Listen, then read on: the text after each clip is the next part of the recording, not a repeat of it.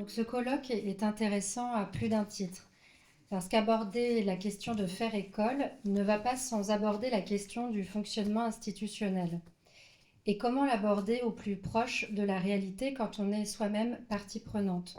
C'est ce versant que je choisis de traiter, car pour faire institution, faire école, il y a à traverser les mouvements internes propres à tout groupe humain. Et cela, l'histoire nous en a donné l'expérience. Le vrai défi de l'institution serait de survivre à ces mouvements susceptibles de créer des tensions et à la capacité des psychanalystes à faire ensemble, en particulier quand l'école s'accroît. Plusieurs événements ayant traversé l'école ont nourri cette réflexion sur la question de faire école pour des psychanalystes. Des départs, mais également des difficultés apparues dans un travail de groupe depuis surmonté. Je reprendrai quelques points que j'avais commencé à réfléchir à l'époque. Comment le groupe et le singulier peuvent s'accorder? S'accordent-ils? Le doivent-ils? Comment faire groupe pour des psychanalystes? Il m'est apparu nécessaire de faire référence ici à Freud et ses textes de 21, Psychologie des masses et analyse du moi, celui de 27, L'avenir d'une illusion, celui de 29, Le malaise dans la culture, et ensemble de textes que j'articule au texte écrit en 1914 que Freud consacre à l'histoire du mouvement psychanalytique. Dans le premier, Freud ouvre le texte en proposant une thèse selon laquelle la vie psychique de l'individu entre en ligne de compte dans ce qui se produit dans ce qu'il appelle la psychologie sociale.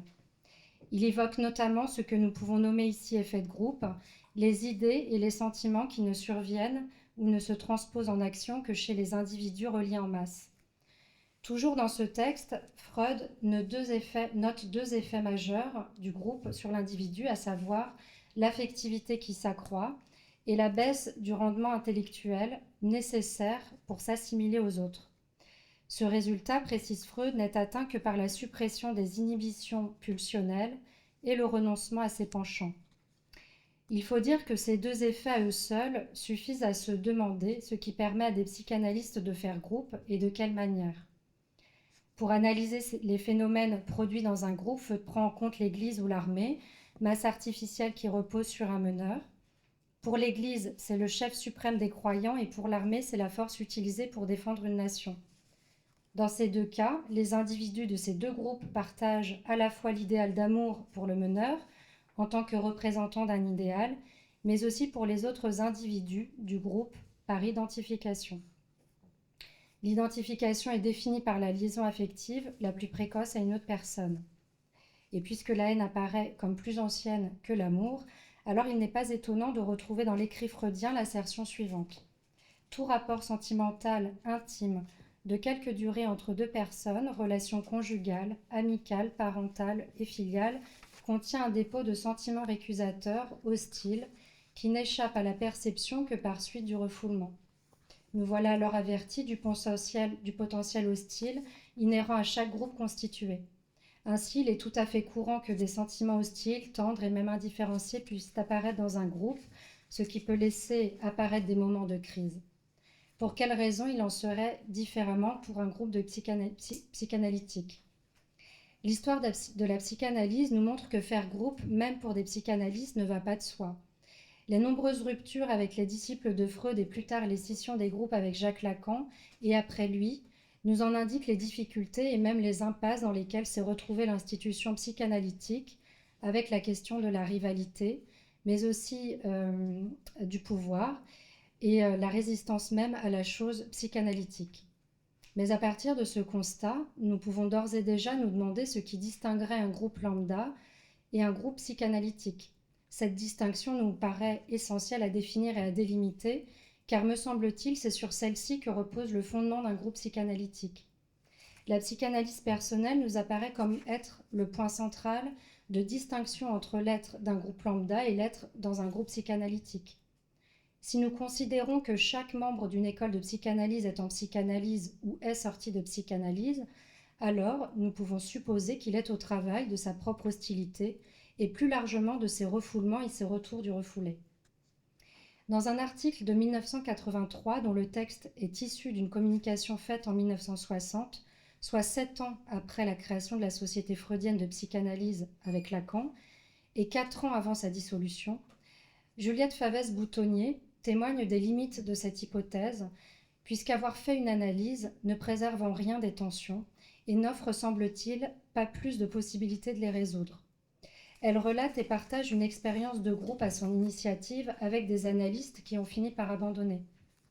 Elle y souligne, dès le début de l'article, son étonnement de voir que dans un groupe d'analystes, qui plus est analystes spécialisés dans l'analyse de groupe, il n'est pas réussi à mettre fin aux tensions, celles ayant conduit à la création de la Société française de psychanalyse en 1953. Donc là, je la cite. Il semble que leur connaissance aurait pu leur permettre, sinon de mettre fin à ces tensions, du moins d'y faire face autrement que des personnes ignorant tout de ces problèmes. Or, rien de tout cela ne s'est produit, et nous avons constaté que des tensions du groupe, loin de paraître moins violentes que dans d'autres milieux, atteignaient au contraire une intensité que personne ne paraissait pouvoir freiner. En 1914, dans l'histoire du mouvement psychanalytique, Freud nous avait pourtant prévenu. Je le cite.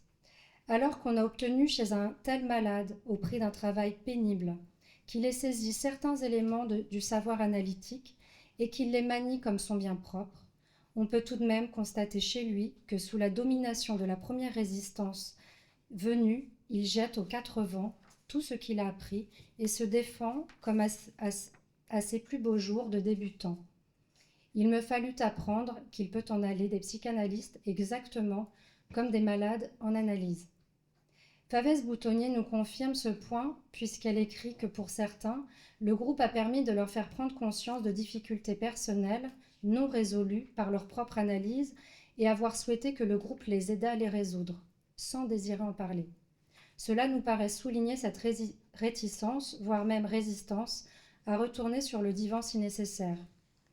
Favès-Boutonnier fait notamment état de la violence enrobée de bienveillance des échanges au sein du groupe dont elle était responsable. Elle finit par conclure que tout s'est passé comme si le groupe avait eu peur de faire face aux situations qui pouvaient le briser, ce que nous pourrions traduire par une forme d'évitement du conflit tel que nous pourrions le retrouver chez un psychanalysant.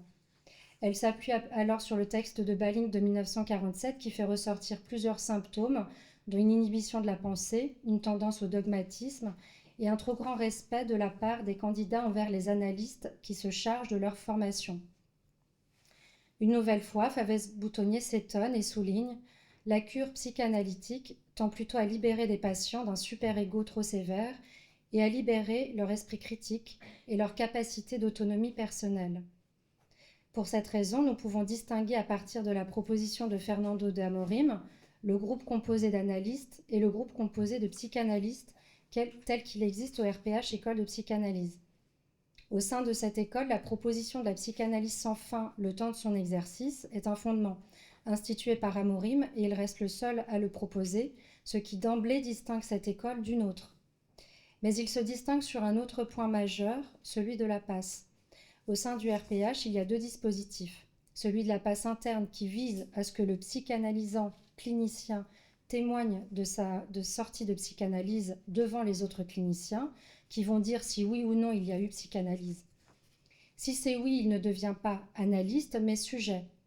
Dans la passe externe, le clinicien présente le témoignage d'une cure d'un psychanalysant devant les autres cliniciens, mais également devant 2 autres psychanalystes d'autres écoles. Si les repères cliniques permettent aux membres cliniciens présents d'indiquer qu'il y a sortie de psychanalyse, alors le clinicien est reconnu psychanalyste de cette cure. Si Amorim a distingué les 2 temps de la passe, distinguant 2 accessions subjectives différentes, nous devons les termes de passe interne et de passe externe à Jean-Baptiste Le Gouy. Cette distinction offre une réponse à l'échec de la passe de Lacan.